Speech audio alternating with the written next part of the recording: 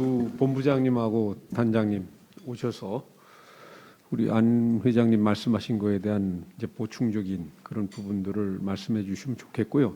먼저 그 아까 회장님 말씀에도 있지만은 이제 건양대학교가 그 ESG 경영과 관련해서 다른 학교보다 먼저 지금 그 움직임이 활발하게 진행되고 있는데 그 부분부터 먼저 한번 좀 소개 말씀 좀 해주시기 바랍니다. 예, 저 건양대학교 총장 이철성입니다. 저도 올해 2월에 학교를 맡게 됐고 대학 구성원 가운데 이 구성원으로서는 처음 총장이 됐습니다.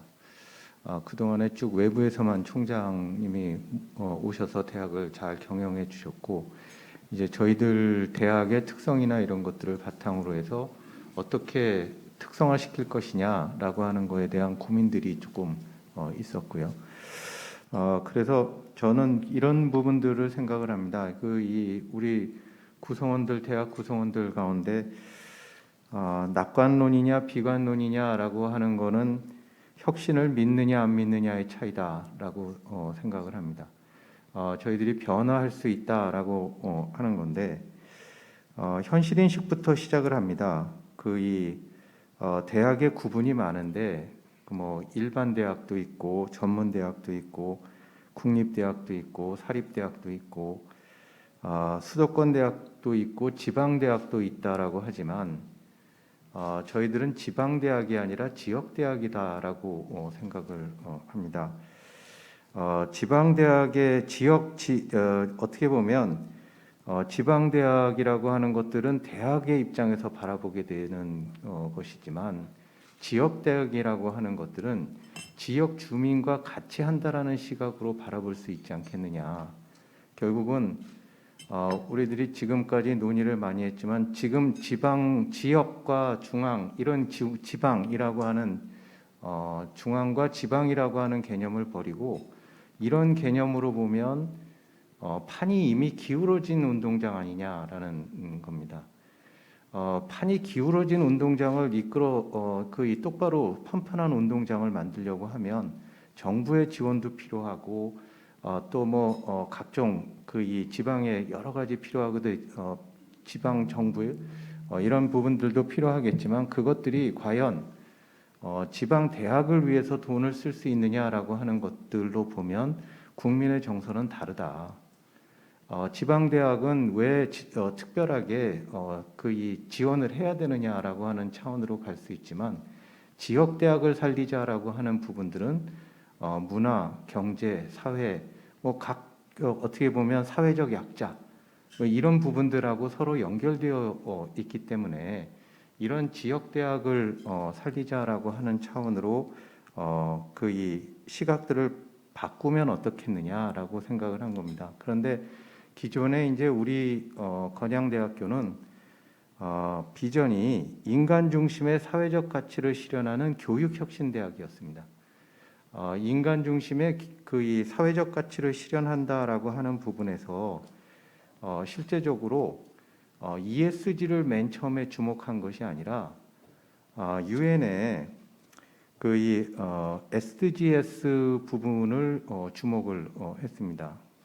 이 세계의 인류 발전의 공동 목표라고 하는 17개의 목표와 유네스코에서 얘기들을 하는 ESG 교육 발전 지표라고 하는 것들이 결국은 교육이라고 하는 것들을 통해서 생활 속에서 배우고 배운 대로 생활한다라고 하는 그런 어떤 가치 부분들을 가지고 가야지 학생들이 4차 산업혁명 시대에 AI를 배우지만 AI의 윤리에 대한 것들도 배울 수 있는 거 아니냐.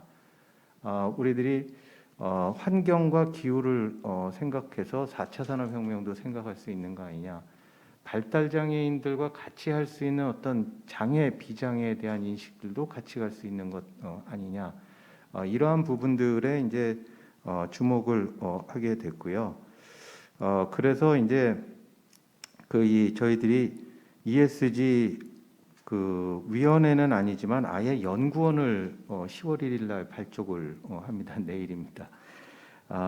그리고 2022년 1학기를 중심으로 해서 교과목들을 개발하기 위해서 위원들을 지금 활동들을 하고 있고요.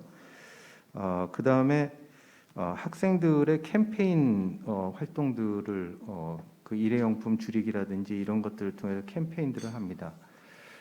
그런데 이제 제일 뭐 궁금하거나 저희들이 조금 더 다듬어야 될 부분이라고 얘기하는 것들은 과연 우리들이 왜 해야 되는지는 알겠는데 어떻게 해야 되느냐라고 하는 부분들은 대학이 어떻게 해야 되느냐라고 하는 부분들은 모른다라고 하는 겁니다. 그래서 저희 나름대로 SAAB 그 평가 지표들도 한번 보고 그 다음에 이 대학 발전에 있어서의 어떤 부분들이 우리들이 평가 지표로 가야 되느냐라고 하는 것들을 놔두고 원래 사회적 책무라고 하는 것들이 이 CSR에서 나왔으니까 그런 부분들을 이제 요즘은 뭐 국가기관이나 이런 GSR이라고 하는 것도 요구를 하는데 이것들을 바꿔서 USR 내지는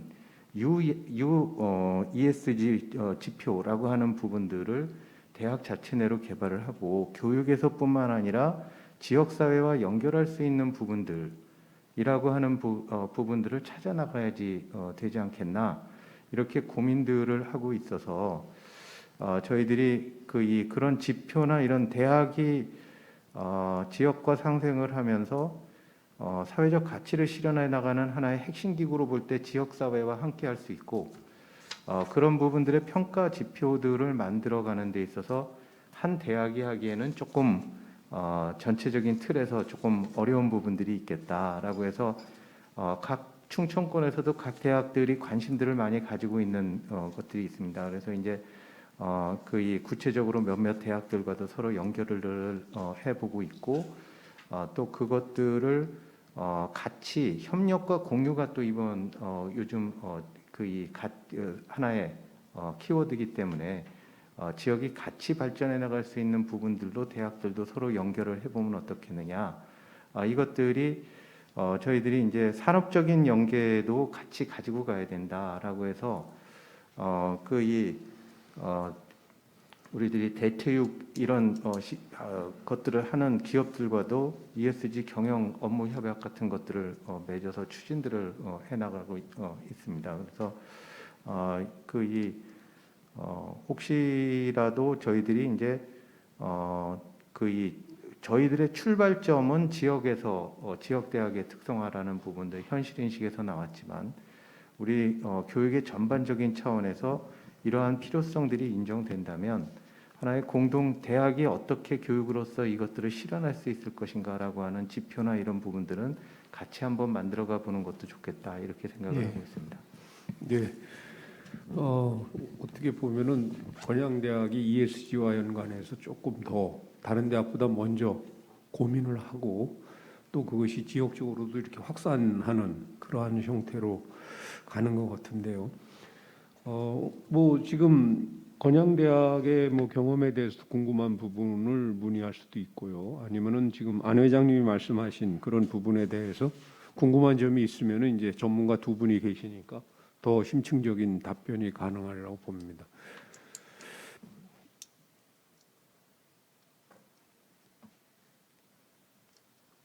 이우종 총장님 뭐 예. 네, 청운대학교 총장입니다. 뭐 사실은 앞에 조혜준 위원장이 계실 때도 하고 싶은 얘기가 많았는데 앞서 총장님들께서 다 말씀을 많이 해주셨고 사실 굉장히 오랫동안 이야기 되어 왔던 거기 때문에 황선조 총장 말씀하셨듯이 새로운 얘기가 하나도 없습니다. 그래서 말씀을 좀 아끼고 있었고 진짜 하나라도 실천되는 게 있는가 이런 생각을 하고요. 뭐 두 번째 세션이니까 두 번째 세션을 가지고 좀 얘기를 하고 싶은데 해야 할 것 같은데 ESG라는 개념을 저도 사실 상당히 최근에 접하게 됐습니다. 저는 도시계획을 전공했었고 물론 언더에서는 건축을 했습니다만 그러다 보니까 이제 그동안 ESG에 해당되는 그런 개념들을 굉장히 많이 생각을 해왔던 것 같아요. 예를 들면 우리가 환경 문제 70년대에 환경 문제를 논하기 시작하면서 소위 말하는 ESSD, Environmentally Sound and Sustainable Development 하는 이런 개념에서 출발해서 아까 언급하셨지만 Sustainable Development Goal이라는 거를 이제 UN에서 17개 항목을 발표하고 이제 그런 내용들을 얘기할 때 이것이 전 세계적인, 전 지구적인 가치로서 우리가 추구해야 할 것이다 하는 생각은 늘 하고 있습니다. 근데 아까 우리 회장님 얘기하셨듯이 예를 들어서 제가 속해 있는 기관을 평가한다면 아까 20점 나왔다고 그러셨는데 아마 그것도 안 될지도 모른다 하는 생각을 하고 있습니다. 근데 제가 이제 그 분야를 전공한 사람으로서 최근에 수도권에 있는 물론 개인적인 친분도 좀 있어서 그랬습니다만은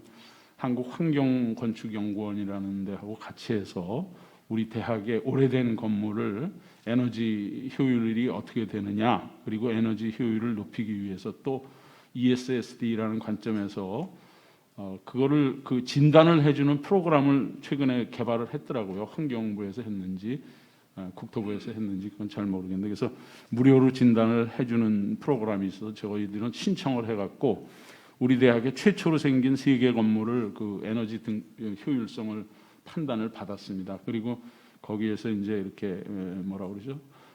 제안해주는 이렇게 좀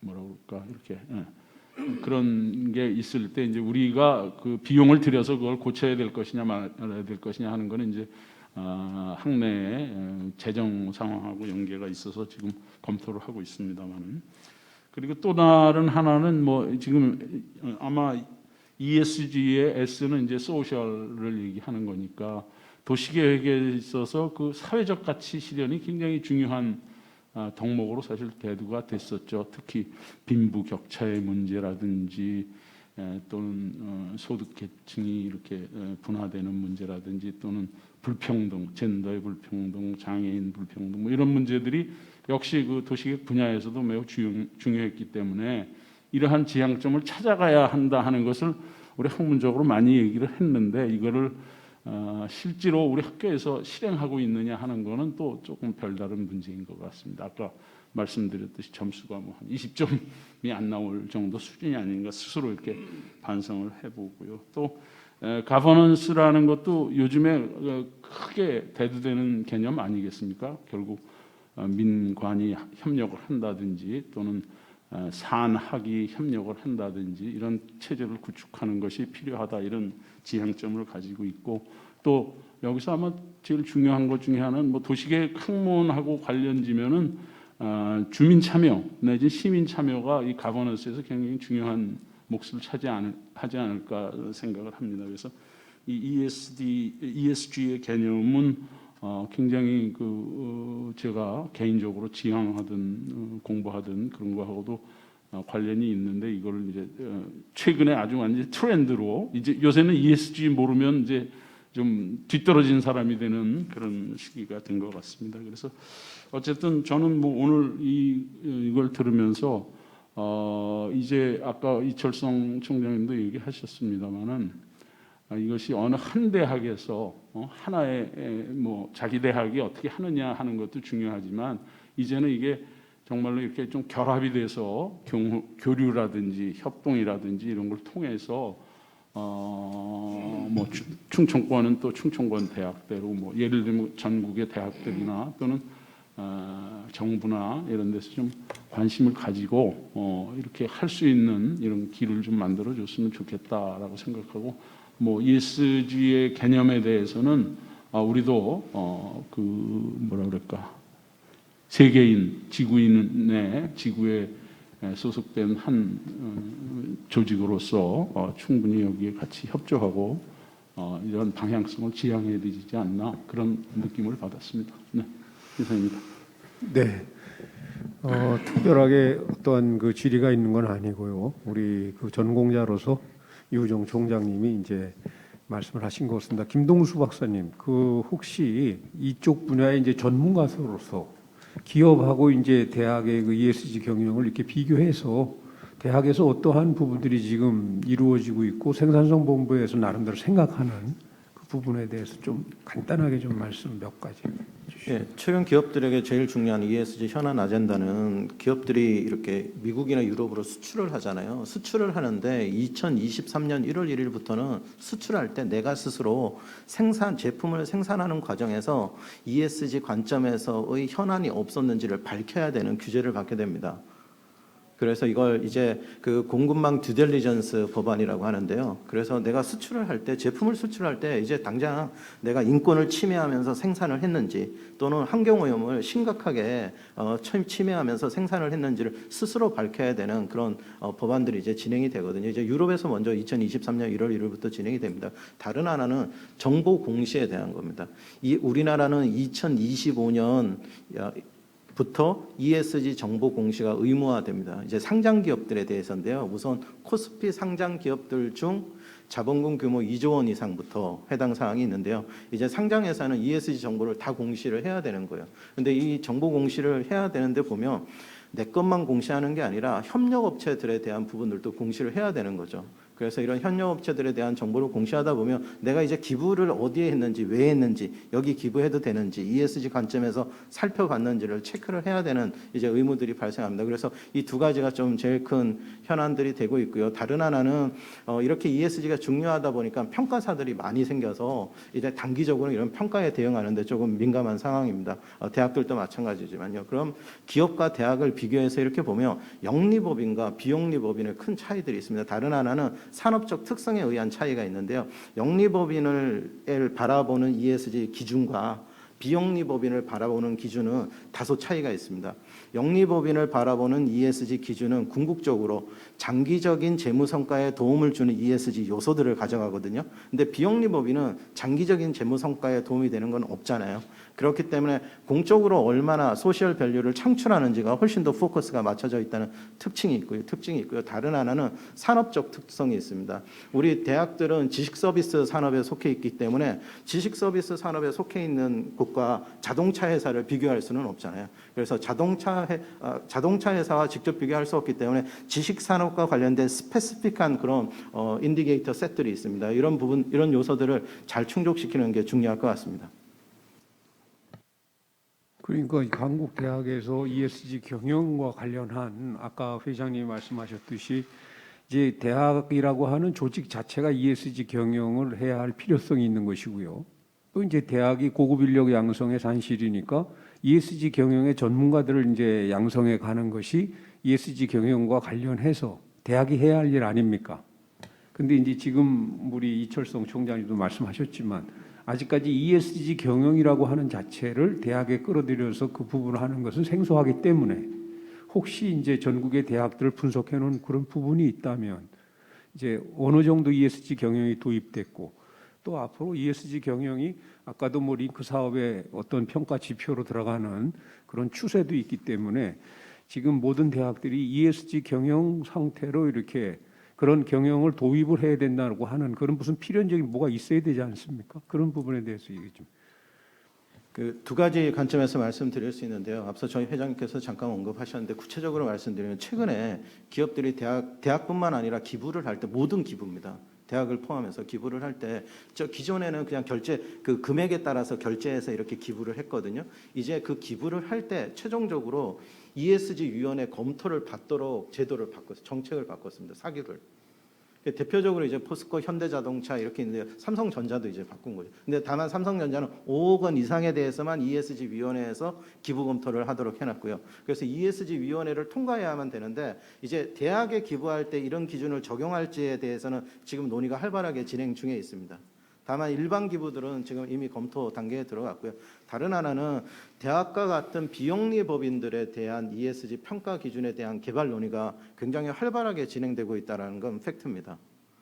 왜냐하면 특히 지금 많이 논의되고 있는 게 대학과 같은 그런 비영리법인에 대한 거, 그리고 비상장사에 대한 것, 이게 오히려 더 우리 사회에 있어서 ESG 평가 대상에 있어서 더 이제 그레이 에어리였다라고 해서 굉장히 이렇게 많이 검토가 되고 있고요. 특히 바라보는 관점은 이렇습니다. 대부분 총장님들께서 학생들을 뽑아서 이렇게 교육하는 부분에 대해서만 신경을 쓰시는데요. 학생들을 교육하는 ESG 프로그램이 얼마나 많은지도 중요하지만 학생을 선발할 때 ESG 관점에서 선발을 하는지, ESG와 관련된 분야의 취업들을 시켰는지와 같은 지표들이 대학에 있어서는 되게 중요한 거죠. 학생을 뽑고 교육하고 취업시키고 이 세 가지 관점에서 ESG에 대해서 바라보는 게 하나고요. 다른 한 축으로는 대학 자체의 ESG 경영입니다.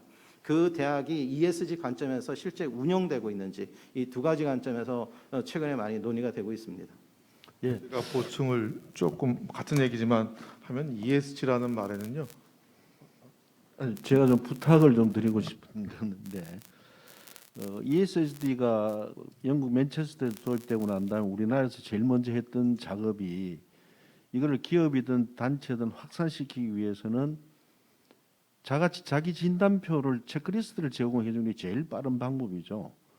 그렇다면 생산성 본부가 대학이 ESG의 경영을 도입하고 있느냐 없느냐를 스스로 진단해 볼 수 있는 자기 진단표 같은 걸 제공해 주는 것은 사회적 가치를 되게 높이는 것이다.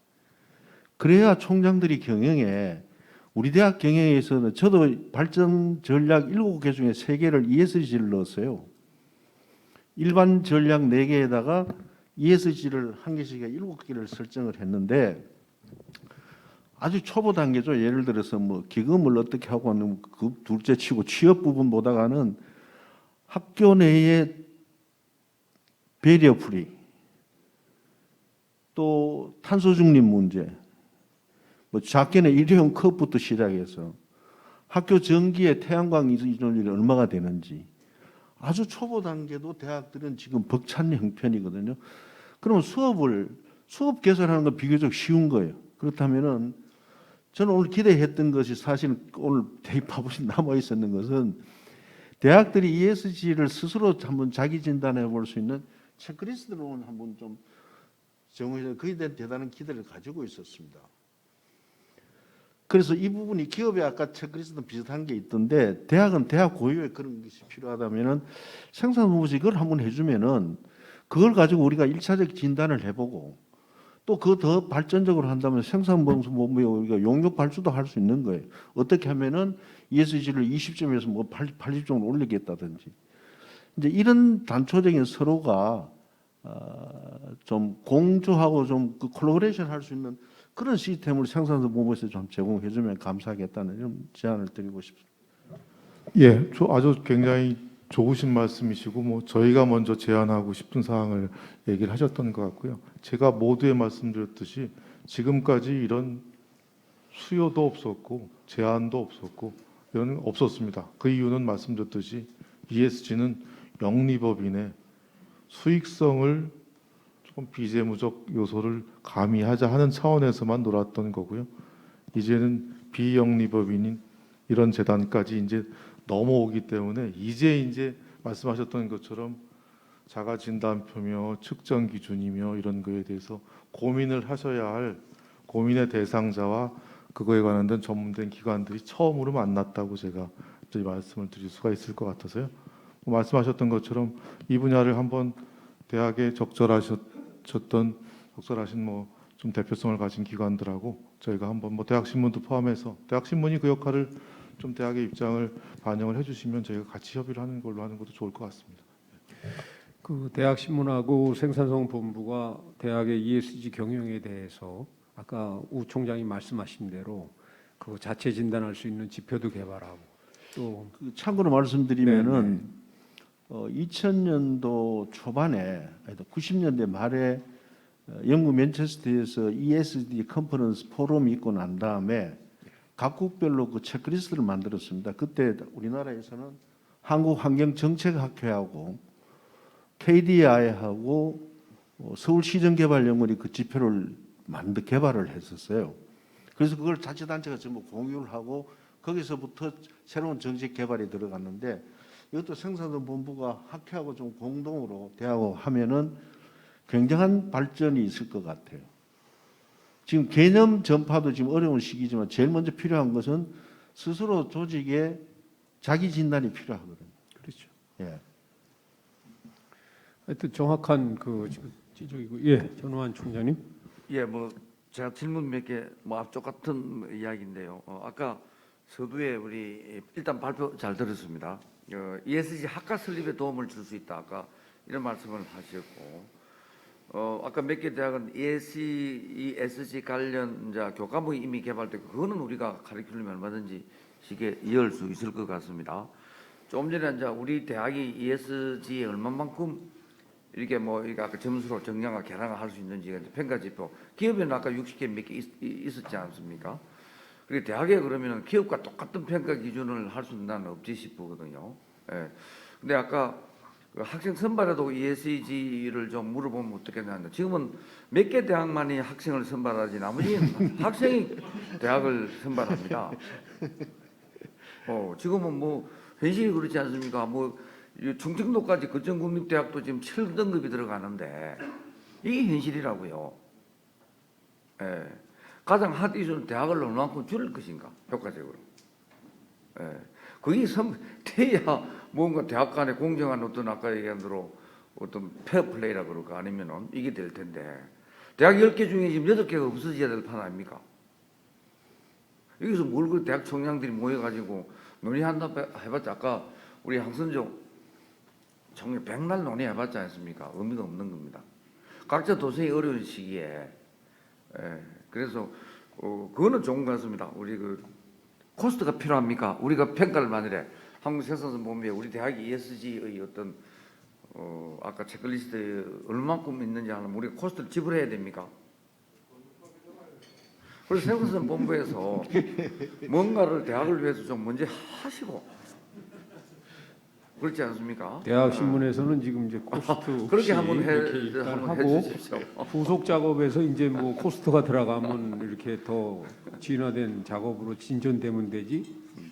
진단할 당시에는 뭐 코스트는 크게 이렇게 들어가지 않는 건 아닌가 지금 그렇게 생각을 하고 있습니다. 그리고 학과가 필요합니까? 대학에서 ESG 관련 학과가 괜찮겠습니까? 그 학과가 지금 뭐 우리 이미 많이 가지고 있습니다. 아니 학과가 있는 게 카리큘럼이 있지. 아니요. 학과가 환경 관련 학과가 다 합쳐지면 그게 ESG가 되는 거죠. ESG 학과가 나오고 이제 우선에 학과를 만들면 이 애들 미래는 학생의 미래는 어디로 갈 것인가 최고 핫 이슈가 될 텐데 취업 그렇지 않습니까? 근데 어느 대학에 학과가 있습니까? ESG 학과가 교육은 지금 많이 있다고 학과가 있는 대학이 있습니까? 없습니다. 그렇죠. 예. 최근에 말씀. 한 가지만 단답형 질문을 하나 드리겠는데 그 ESG 하니까 다 여기 있는 계신 분들은 다 아는데 이게 우리말로 좀 어떻게 표현할 수 있는 방법은 없나요? 이거 설명하려면 사실 이 ESG라는 거는 뭐 이렇게 식자들만 할 게 아니라 우리 전 지구인이 사실 실현해야 될 어떤 공동의 가치 같은 거 하고 있는데 우리 대한민국 국민한테 설명하려면 저는 하여튼 용어가 일반 시민들한테도 잘 전달될 수 있는 그런 용어로 돼야 되는데 전부 뭐 ESSD, SDGs 뭐 이러니까 이게 또 새로운 용어가 나오고 그래서 저는 이걸 아주 머리에 일반 시민들도 싹 들어갈 수 있는 이런 용어 하나 개발하시는 것도 큰 업적이 될 것 같다라는 생각이 들어서 혹시 스터디 하신 건 있는지 그거 한번 여쭤보고 싶습니다. 예, 두 가지 간단하게만 답변드리겠습니다. 하나는 최근에 고민들 되게 많은 것 같아요. 예를 들어서 한양대 같은 경우에 최근에 ESG MBA 트랙을 만들었거든요. MBA 그 과정은 있었는데 ESG 트랙을 만드는데 많은 때 걱정 많았다고 합니다. 학생들 만들어 놓으면 옳지.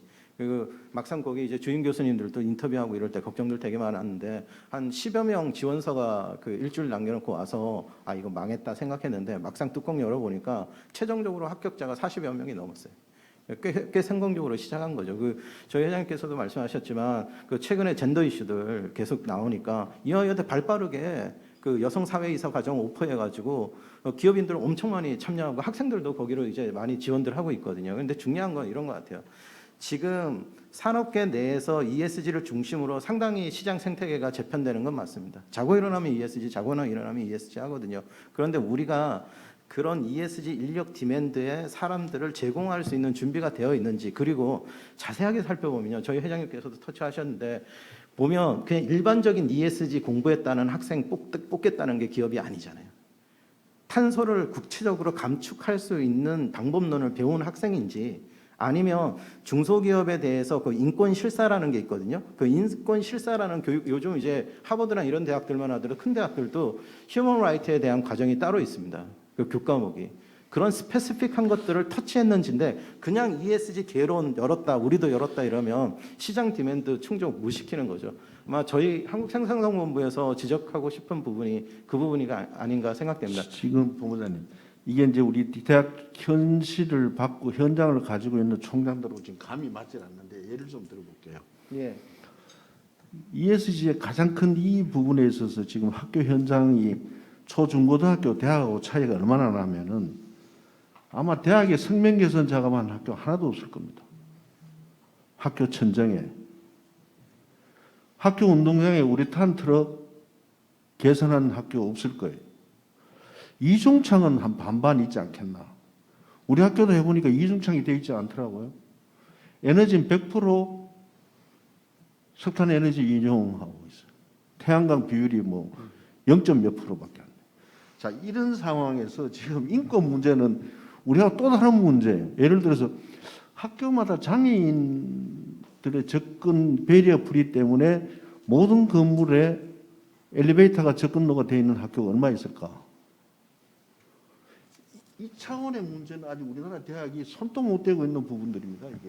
이거는 사실은 초중고는 해결이 다 된 분야예요. 초중고에서는. 그래 대학의 현실이 그렇다는 거예요. 그래 그 상황에서 예를 들어서 지금 뭐 발전 기금을 받을 때 대학이 이거를 지표를 가지고 기업이 주느냐 안 주느냐 문제는 정말 머나먼 나라의 얘기입니다. 그래서 이걸 구체적으로 대학 신문이 이걸 들고 나오는 건 참 좋다고 생각해요. 저도 미래지향적으로 이 부분이 대학 경영에 정말 고민을 해야 되겠다 싶은 부분인데, 손을 대기 시작하면은 정말 새로 짓는 대학 아니고는 이 부분이 정말 어렵죠. 학교 교실에 전구가 초중고는 LED로 다 바뀌어졌습니다. 근데 대학에 LED 얼마 보급됐나 봐요. 이것도 이거 전부 이거 하면 ESG 인디케이터에 다 들어갈 거라고.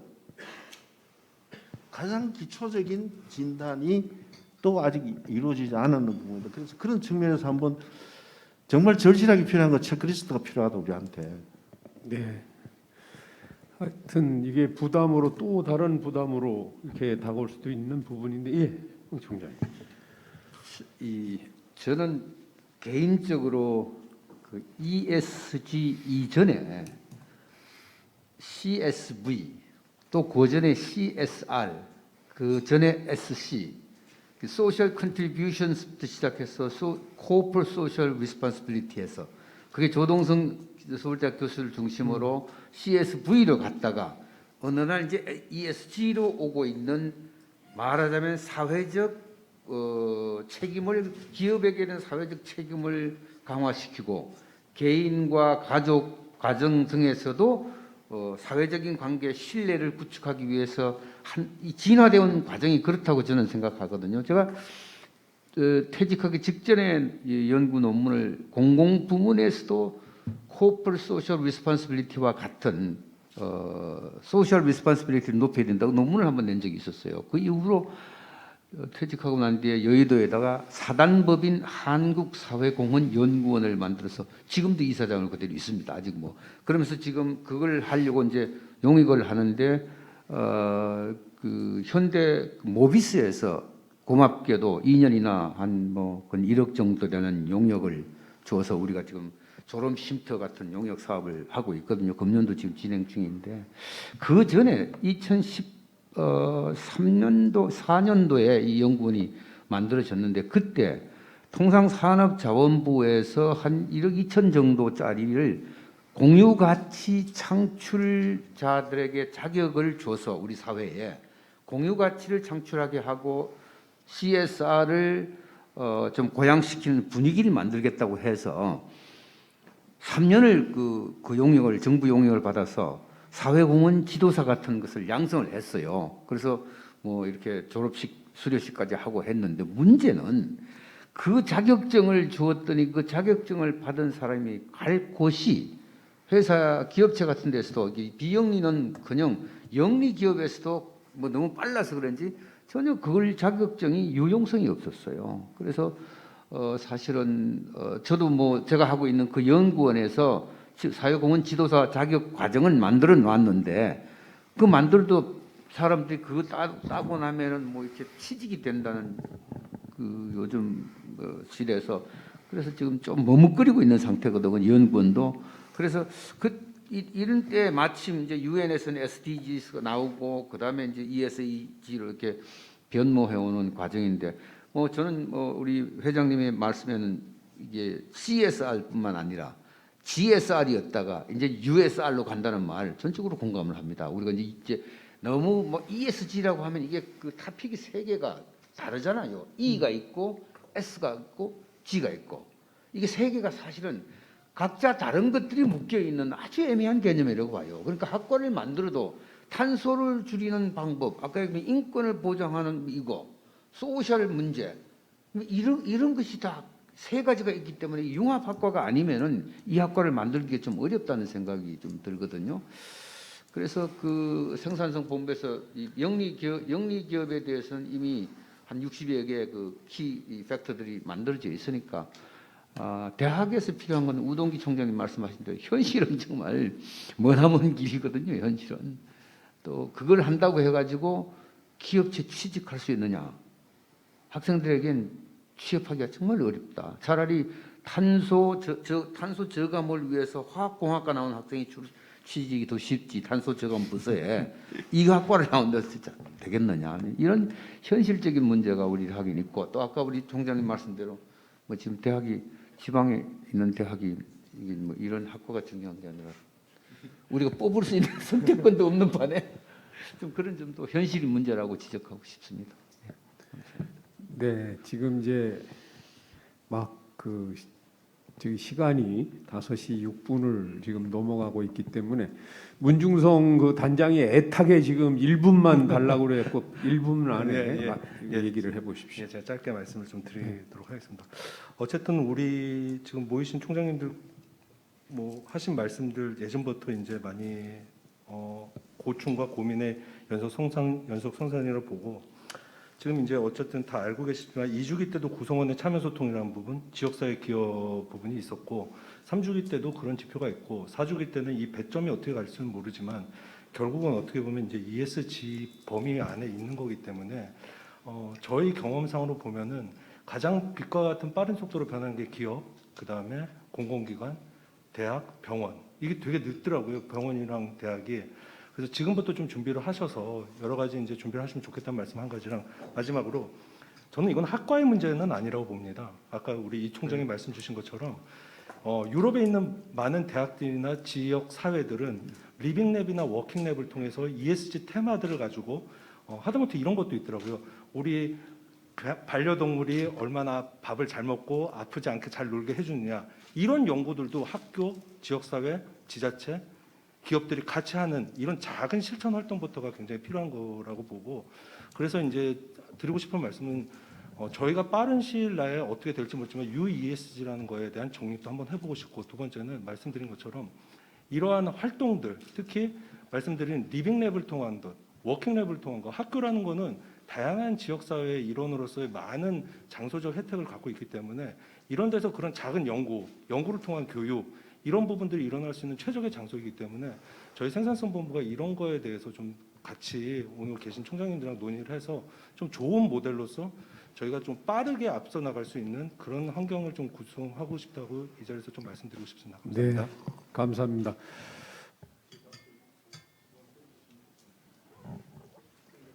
아까 뭐 개념 용어? 용어요. 예. 용어가 이제 뭐 말씀하셨던 것처럼 ESG라고 세 개의 다른 단어를 영어로서 얘기하게 되니까 그 개념적으로 머리에 들어가는 것은 없을 거예요. 저도 그렇게 생각합니다.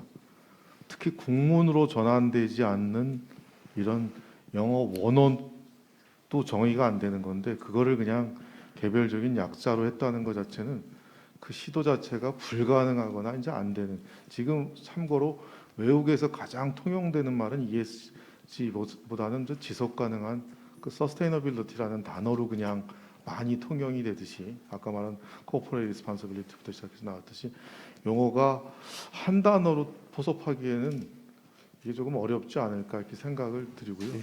그 뭐 여러 저 총장님들 말씀은 좀 잘 들었고요. 단지 제가 이제 마무리 시각으로 저희 차원에서 말씀드리면, ESG의 뒤에 꼭 들어가는다는 말은 ESG 경영입니다. ESG 학습이나 ESG 근무가 아니에요. 이거는 경영자들의 전적인 책임입니다.